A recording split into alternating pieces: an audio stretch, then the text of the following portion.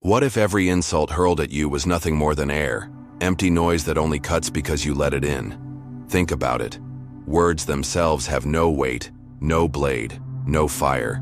Yet how often do we bleed because someone mocked us, doubted us, or whispered behind our backs? We hand over our peace like a coin tossed into the hands of strangers. The Stoics knew the truth. The world is indifferent, and so are its voices. It's not what happens to you, but how you react that matters, said Epictetus. The insult is not the wound, the judgment is. This is the armor the Stoics wore, not forged of steel, but of perception, of self-command, of silence. A shield against mockery, slander, and envy. The kind of armor that makes kings out of men, not because the crowd bows, but because the man refuses to bow to the crowd. Today you will learn to forge that same armor, to stop letting words define you, to rise above opinion, to walk untouched. Because once you realize no insult can pierce the fortress of your mind, then, and only then, you are free. Perception is the first wall of defense. An insult does not wound by itself. It is your perception that sharpens it into a blade. Without your judgment, words are nothing, mere vibrations in the air, gone in a second. This is why Marcus Aurelius reminded himself daily, if you are distressed by anything external, the pain is not due to the thing itself, but to your estimate of it. And this you have the power to revoke at any moment. When someone mocks you, their voice doesn't reach your soul unless you open the gate. Picture your mind as a fortress. Outside, chaos rages, slanders, gossip, envy, contempt. Inside, there is calm. If you rush to meet every insult, you swing open the doors and invite the enemy inside. But if you stand still, unmoved, the words break like waves on stone. In modern life, insults are everywhere, on social media, at work, even in your own family. The temptation is to react, defend, or lash back. But reaction gives the other power. Control is lost the moment you let someone else dictate your inner state. The discipline is this: pause. Refuse the first instinct. Ask yourself, does this diminish me, or is it simply air? 9 times out of 10, it's nothing. To master perception is to build your first wall of defense. Behind it, no insult can breach. The insult is nothing until you decide it is something. Stop giving strangers the keys to your peace.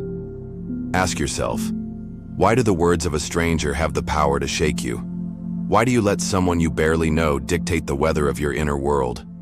Epictetus warned, when someone provokes you, remember, it is your opinion of the thing which provokes you.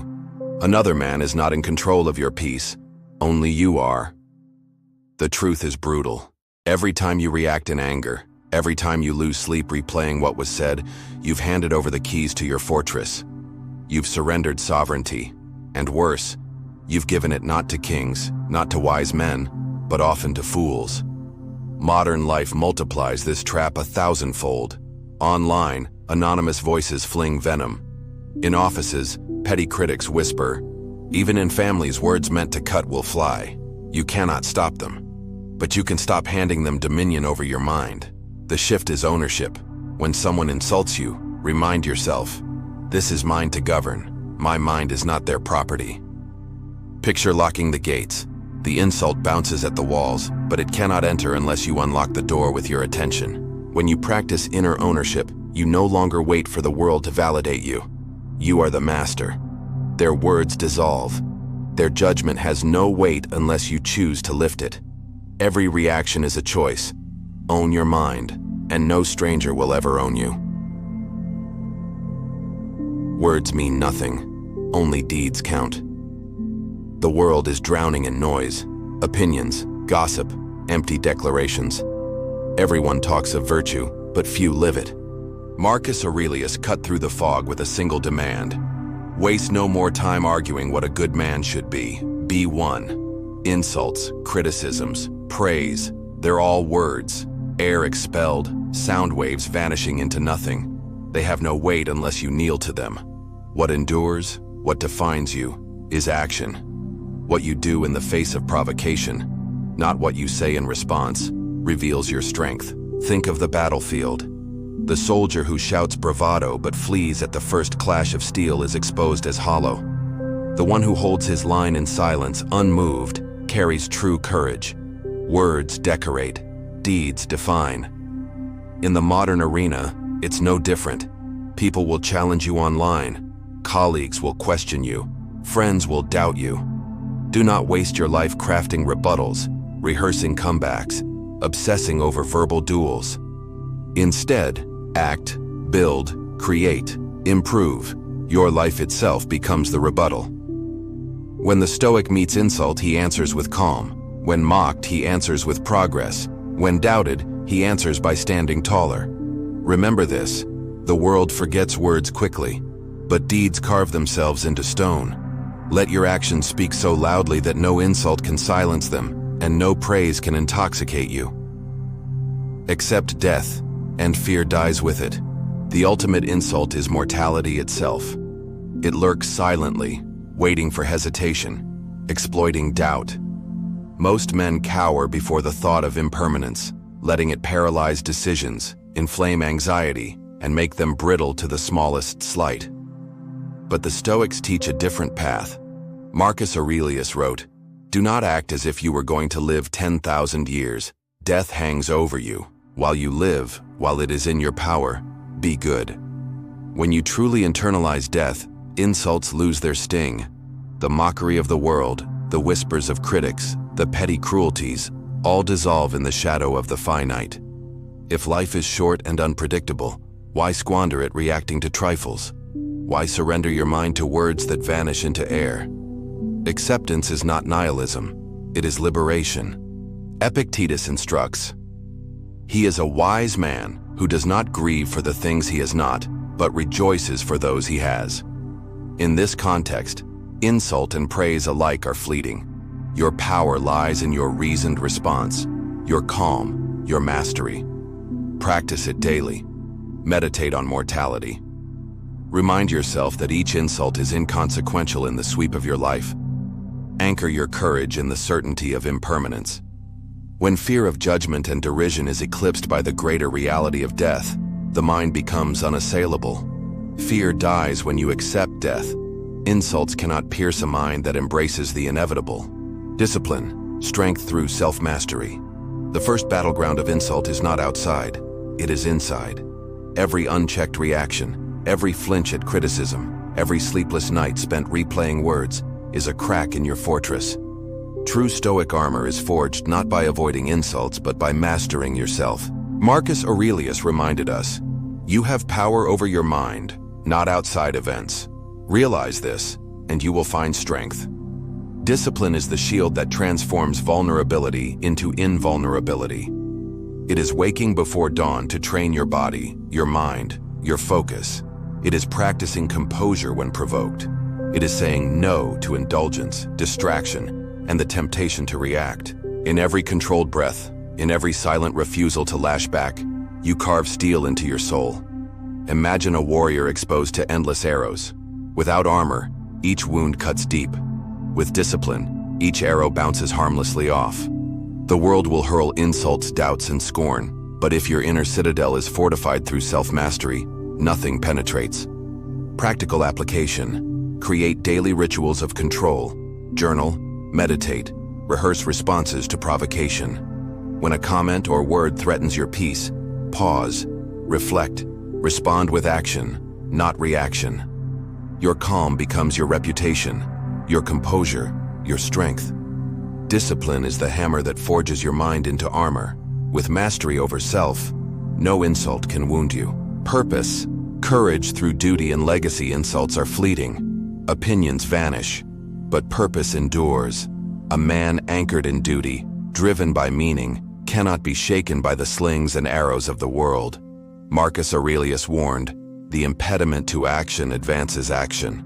What stands in the way becomes the way."